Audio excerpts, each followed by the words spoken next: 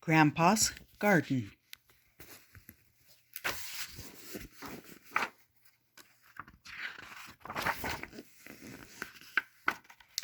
Is it spring, Grandpa? Can we begin? The days are still short, and the light is sharp like lemon juice, but here and there green spears have pierced the soil. Soon there will be daffodils. Snuggled deep in my hat and scarf, I tramp in Grandpa's footsteps to the vegetable patch at the garden's end. I try to dig, but the ground's too hard. It's no use, Grandpa. Everything's dead. He chuckles, and his eyes are full of summer. It's only sleeping, Billy. Come and see. One slice of his spade, and the soil turns inside out. Beetles, bugs, and wriggling worms are busy breaking up the earth. Look how hard they work, says Grandpa. Shall we help them? So we dig and dig.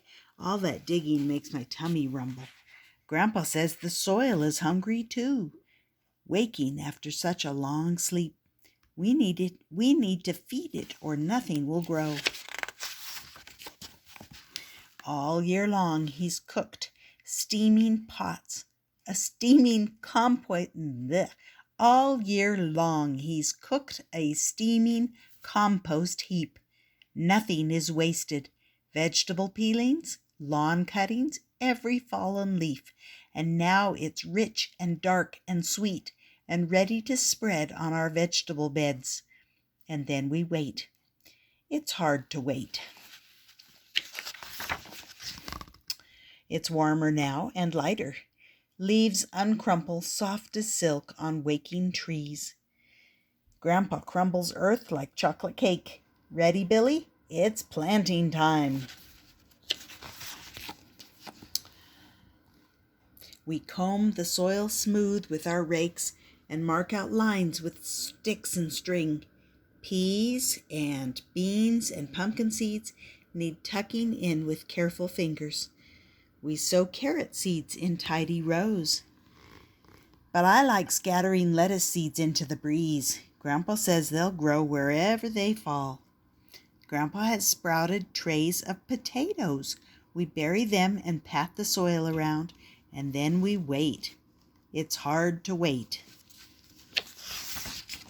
Every day I run to look, but there's nothing there. Grandpa, I wail, why is it so slow? Patience, Billy, Grandpa smiles. Good things take time, but just this once I'll let you peep. A teepee marks the beans we buried weeks before. In I dig, finger and thumb, a gentle tug, and up one comes, complete with brand new baby roots. And look, another shoot is reaching up toward the light.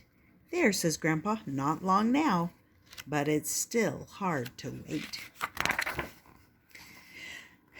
Grandpa gives me jobs to pass the time. Here with my watering can, I'm a rainmaker, cloud shaker, sprinkling rainbows on thirsty soil. And now, as if by magic, spring bursts in and everything grows. But the plants are in danger. Look what happened, Grandpa. Come with me. Oh no, something is stealing our garden. I spy slimy slugs and snails, caterpillars too, and I see aphids and black flies feasting on young, frail leaves. We can't wait. There isn't time. But Grandpa doesn't seem to mind at all. Have a look around, Billy, he says. Tell me who you can see, and tell me how they protect the garden. Be quiet, mind you. Very quietly I start exploring. I find hungry frogs and snuffling hedgehogs. There are lazy ladybugs and gauzy hoverflies.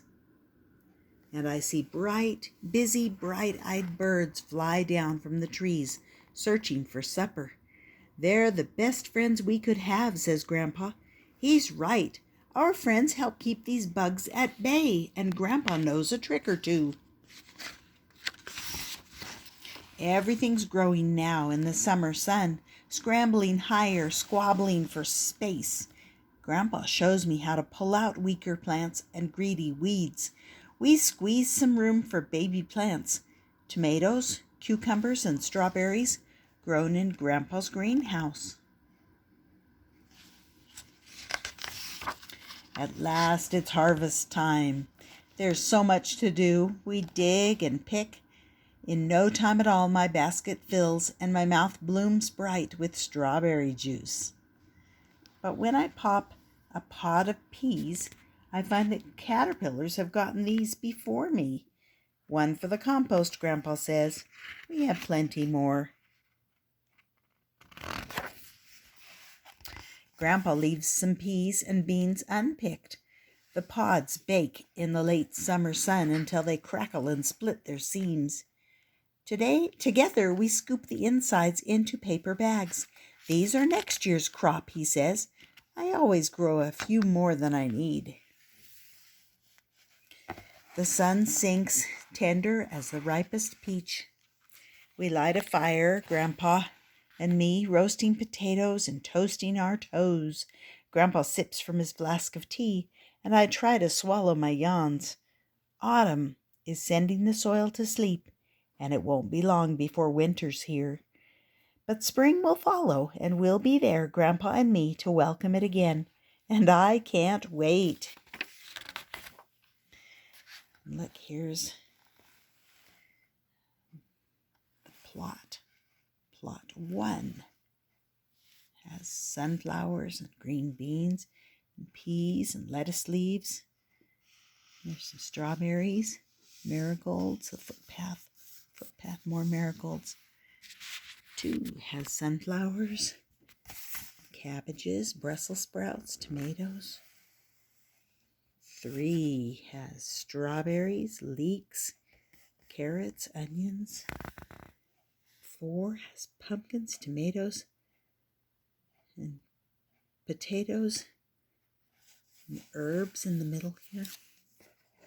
And there's pots. The pots have the strawberries and the tomatoes. And the footpaths have the marigolds. And this talks about planning your vegetable patch and about how to put them out. And then Grandpa's winter. Grandpa spends the coldest months getting his vegetable patch ready for spring and planning all the good things he wants to grow. There are still a few vegetables in his garden.